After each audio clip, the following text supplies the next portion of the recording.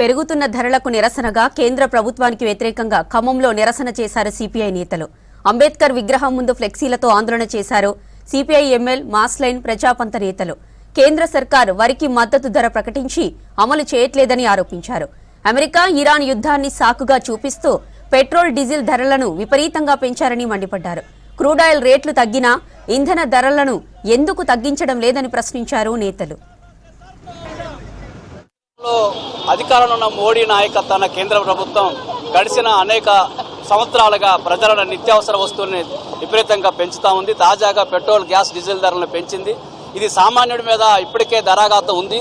దీంతో నడ్డి విరిగేటువంటి ప్రమాదం ఏర్పడింది. మరోపక్క ఇవాళ దేశవ్యాప్తంగా ఓటరు హక్కులను కాలరాసే విధంగా కేంద్ర ఎలక్షన్ కమిషన్ సరైన పథకాన్ని తీసుకొచ్చేసి ఇలా అనేక కేంద్ర ప్రభుత్వాన్ని భావాదానికి వ్యతిరేకం ఉన్న వాటి ఓటర్ల మీద దృష్టి పెట్టి ఓట్లు తొలగించేటువంటి ఆరోపణలు వెల్లువెత్తుతా ఉన్నాయి. బెంగాల్లో కానీ, తమిళనాడులో కానీ, బీహార్లో కానీ ఇటువంటి చర్య జరిగింది. ఇప్పుడు ఆంధ్ర రాష్ట్రంలో కానీ, తెలంగాణలో కొత్తగా సర్వే ఏర్పాటు చేసి అలా ఓట్లని చేస్తూ ఉన్నారు.